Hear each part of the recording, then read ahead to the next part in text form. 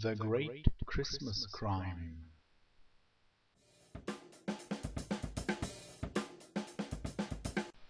Hello and welcome. Christmas in the 21st century is associated by many with parties, celebrations, holidays, and having a good time. Oh yes, and then there is a Christmas play, the Nativity, the story of the birth of baby Jesus, suitable for 6 to 11-year-olds. He was wrapped up in cloth and placed in a manger. Similarly, many wrap up Jesus after Christmas and put him away for another year. Is that all there is to it? Those who know the Bible realize that Jesus Christ was born for a purpose, namely to save his people from their sins and to give them life to the full.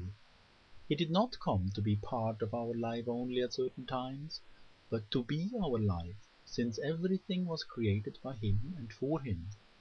Whoever claims to live in him must walk as Jesus did, every day, all the time, and thankfully with his help.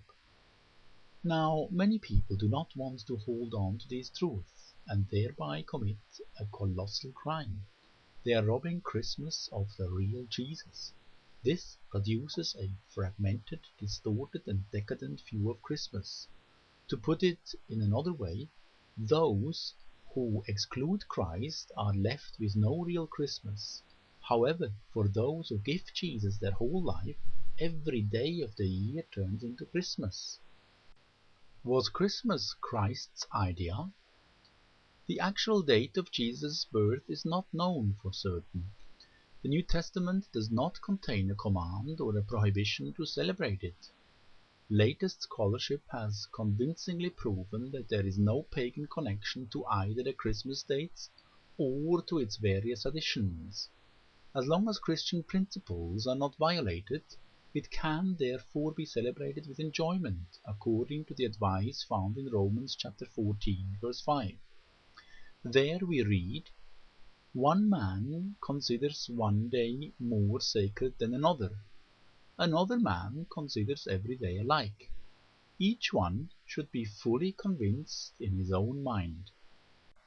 Thankfully, it is not the exact date that matters, or whether the traditions are observed at Christmas, but the fact that the birth of Christ really happened. Jesus really did come to live among us to save us from our sins, and he will come again. The Bible did not just predict Jesus' first coming, but also his return. However, this time he will not come as a baby in a manger. He will appear as the King of the universe, to put an end to all evil in the world. He will come to judge us all and to create a new heaven and a new earth, free from suffering and pain. In the light of Jesus being so central to the true understanding of Christmas, it is indeed a colossal crime to have marginalized him to the fringes of it. The fact that many people seldom think of Jesus when talking about Christmas merely symbolizes the terrible tragedy we are surrounded by every day. Just think of the agonizing consequences caused by adultery, drugs, drunkenness, greed, fraud, lies, hypocrisy, and murder, and so on. Indeed, the punishment we have to bear for committing the Christmas crime is horrendous. The Bible warned long ago that if we chose to live our lives without God, such a disaster would be inevitable. For example, in Proverbs 29:18 we read, "Without guidance from God, law and order disappear." In the Old Testament book Hosea chapter 4 verse 6, God says, "My people are destroyed for lack of knowledge." Together we urgently need to go on a journey of discovery to find the causes that led to the great Christmas crime. Let us start by looking at the heights from which we have fallen. Historians agree that the beginning of Europe and its development cannot be understood apart from Christianity. The arrival of the Gospel united the separated northern part of Europe. Until then, the nature worship of the Germans, the mythology of the Scandinavians, and the fertility cult of the Etruscans held the different tribes in a state of animosity towards each other. Aided by the political development of the Roman Empire, the message of Jesus created a rich, unequaled heritage, producing a unique oneness that allowed for diversity in language, living and housing.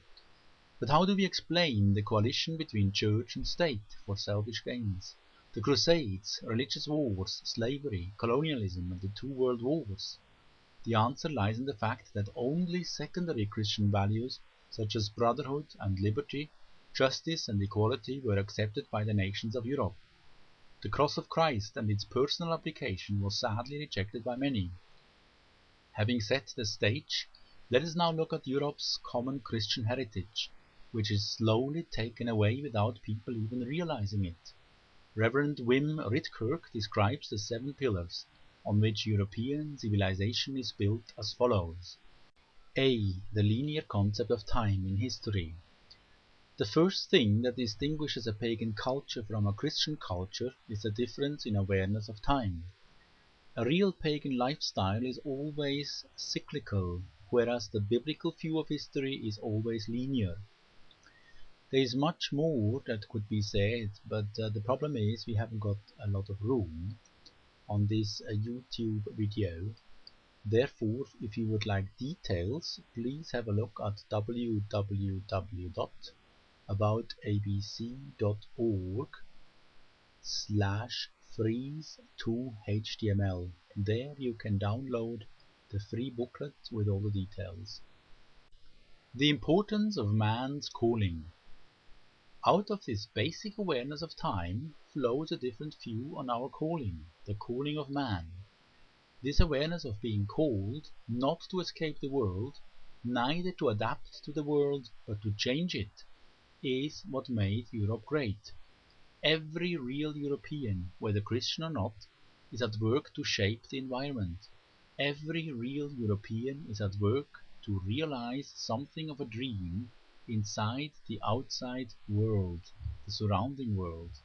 This is what we Christians call the cultural mandate, to be fruitful, to fill the earth, to cultivate it. The redemption of labor. Closely connected with our view on calling is our faith in the meaningfulness of human labor. Intellectual work, artistic work, craftsmanship, science and technology. The correlation between man at work and the environment made by a reasonable God is the basis for human science and is rooted only in Christianity. With that comes the importance of human responsibility. Our choices shape the world. The dignity of man. The fourth underlying conviction in the biblical worldview is the dignity and the uniqueness of each individual man and woman. That is a precious treasure of European civilization. What a compassion flows out of this basic pillar, the belief in the dignity and uniqueness of each individual person, created in the image of God. All over Europe the traffic stops when an ambulance comes by. We hardly are aware of it, we do not watch it, but it is remarkable. All these strong and healthy people behind the wheel of their car, they stop and wait for one ill, weak individual. That does not happen in India. Europeans understand that a person is not just a wheel in a machine or a copy. He or she is an original. He or she is wanted in a cosmic sense, because someone wanted him or her. E. Mediating structures. Only through the Bible have European nations learned the right structures for interhuman relationships. G. Socio-political values. Only the biblical message preaches that God is a God of righteousness, that he hates the oppressor and that he is on the side of the poor. Today we call these values human rights, but they are in fact fruit of biblical revelation, fruit of the Spirit. These social political values are present all over Europe and in every European political party. Today, however, these values are being slowly cut off from the roots. Scholar Jürgen Habermas, who cannot be called a Christian, says in a book on postmodern culture, postmodern man is characterized by the fact that he wants to pick the fruits without the roots. We know what happens when you cut tulips from the field. They continue to flourish in your home, where you put them in a vase, but without the roots and the bulbs they must wither and die. That is the tragedy of the modern European. Whenever the Christian faith is practiced according to the Bible, its influence in personal life, family and society is absolutely breathtaking. It is not too late to change. Are you truly searching for a better quality of life? Are you prepared to make sacrifices for the sake of the truth? Then start now and take heart from this promise God gave to you. It is found in Jeremiah 29. You will seek me and find me when you seek me with all your heart. I will be found by you, declares the Lord. May God bless you as you seek him.